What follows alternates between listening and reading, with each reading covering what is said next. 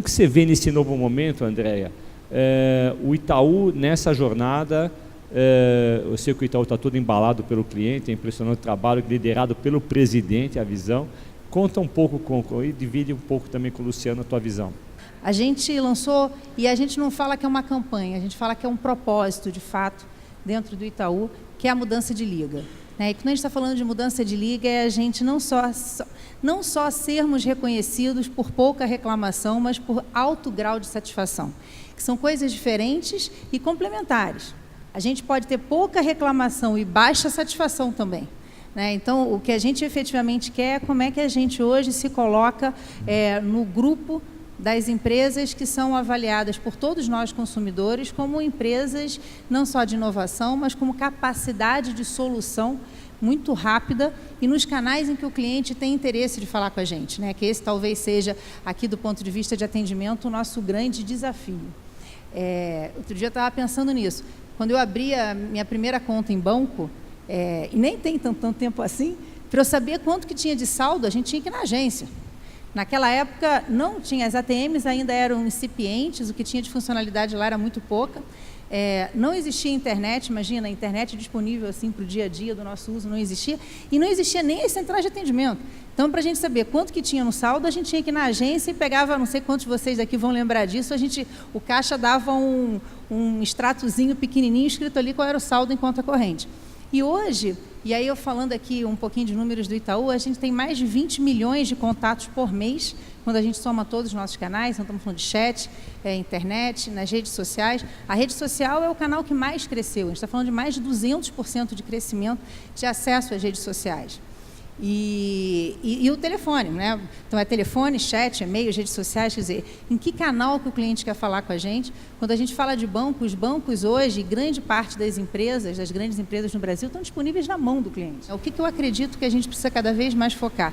Além de transparência e clareza, que isso a gente vem falando já há bastante tempo, eu acho que tem a questão da resolutividade, eu acho que tem a questão da conveniência e tem a questão do protagonismo.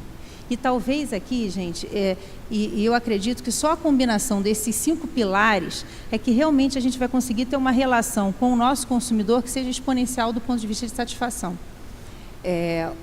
Quando a gente fala de protagonismo, até bem pouco tempo atrás, seria muito difícil a gente conseguir dizer que a gente é capaz de prever por que motivo um cliente está entrando em contato com a gente.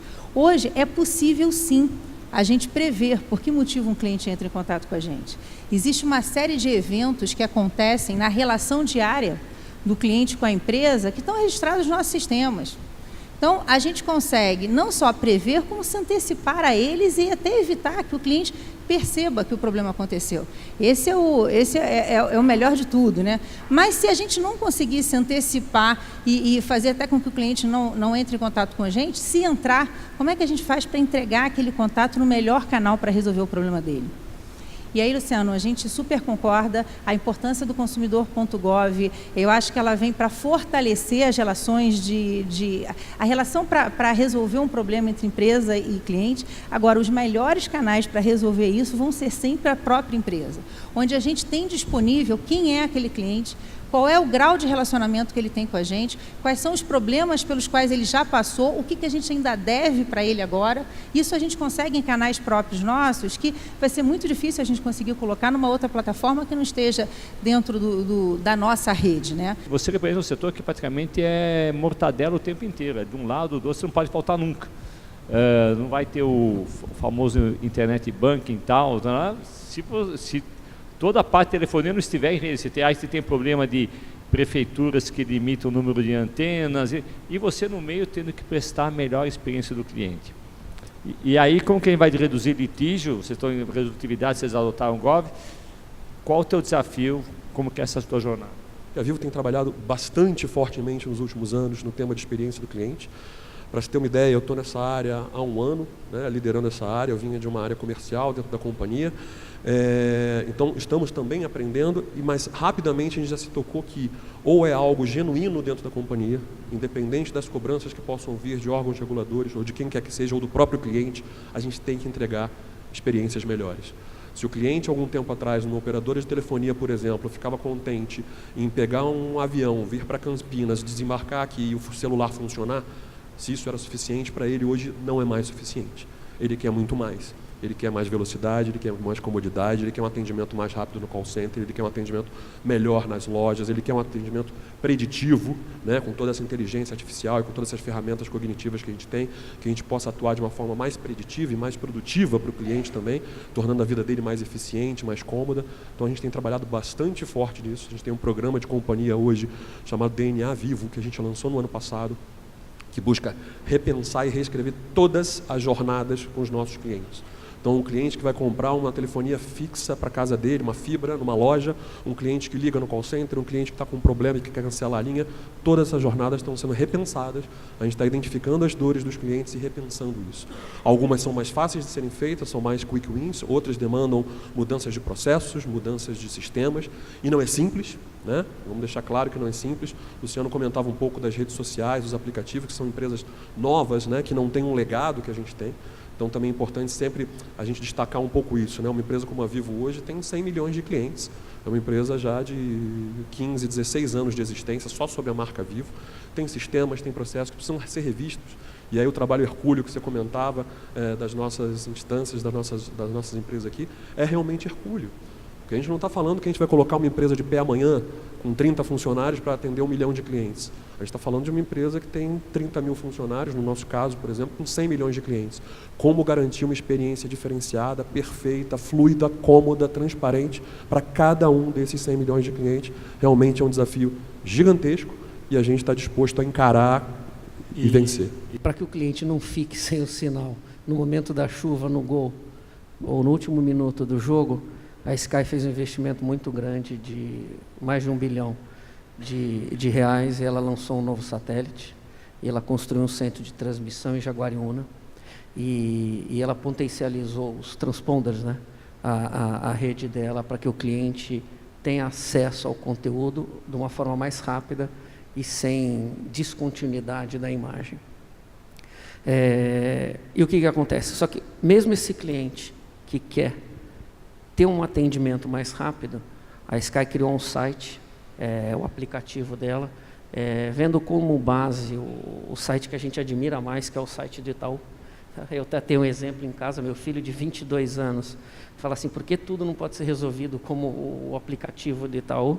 Quando ele teve que ligar para uma empresa de internet para resolver o problema do acesso, não é a Vivo, tá? A empresa não está aqui. Então, a gente está focando muito no atendimento online do cliente. Então, o cliente está com problema na imagem dele, ele entra no aplicativo e ali ele consegue automaticamente dizer qual o tipo de problema que está acontecendo e ele ali consegue reativar a imagem através do aplicativo. Essa é uma evolução muito importante no atendimento.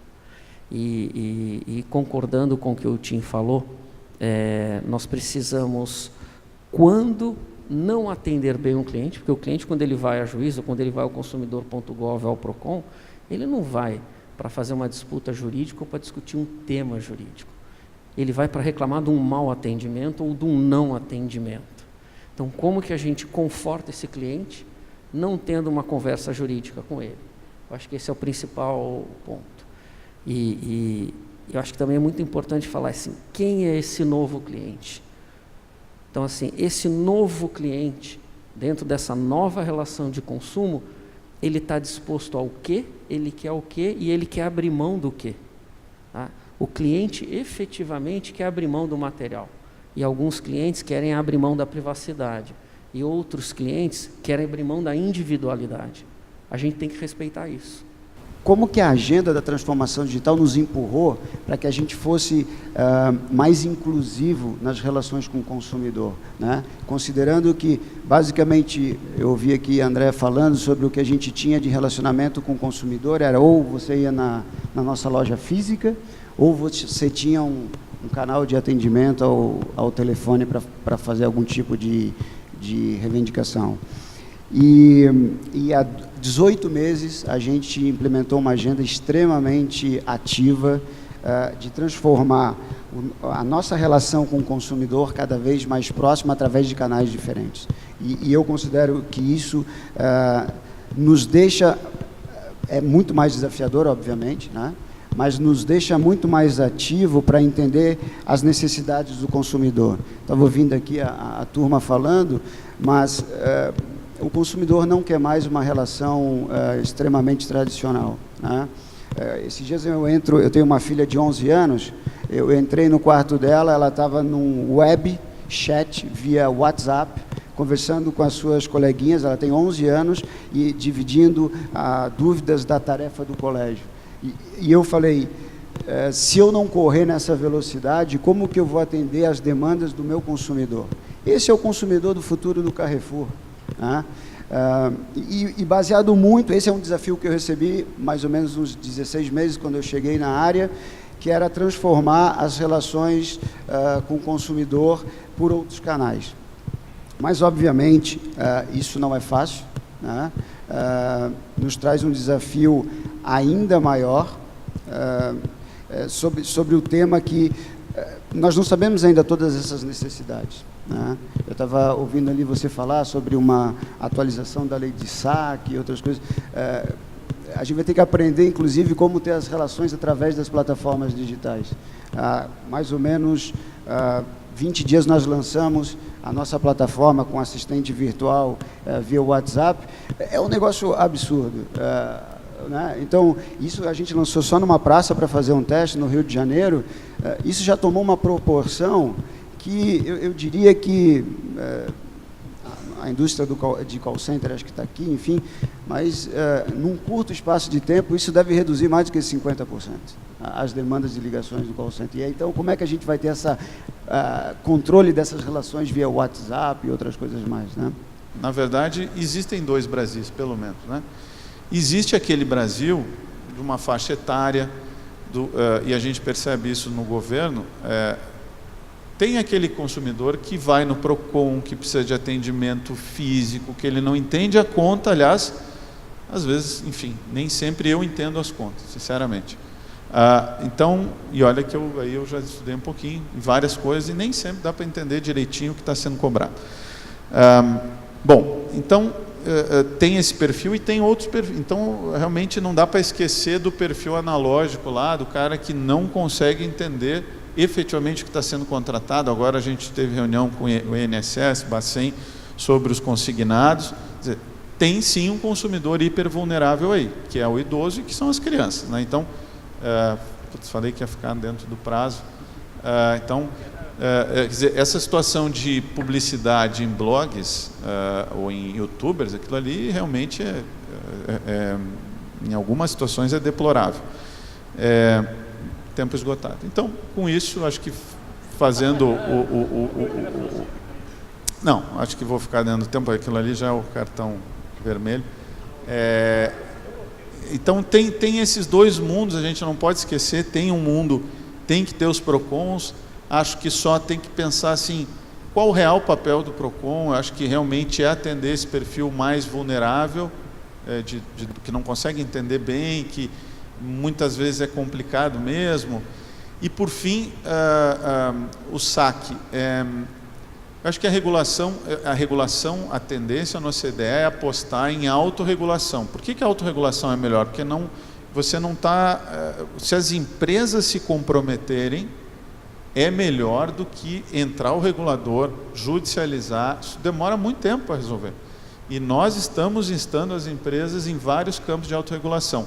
Confesso a vocês que um pouco desiludido com a resposta que tenho recebido, né? E aí, de novo, aí não hesitaremos em regular, mas gostaríamos que houvesse autorregulação. E vários setores aqui eu já pedi, né, que de alguma medida viesse, né? Poderia dar exemplos, mas acho que não vem ao caso, mas tem vários casos que nós podemos resolver rápido com autorregulação. O recado é muito claro. É a hora de termos um protagonismo das empresas, tanto para a resolutividade básica de assuntos simples de consumidores, né? Porque lá que vai se dar maior índice de resolutividade, assim como sair para o mercado e participar das ações com propósito, por exemplo, um modelo de autorregulação setorial. Quanto mais as empresas aprenderem a trabalhar em forma setorial, e se comunicando, fazendo um lobby justo, eu acho que a sociedade pode avançar.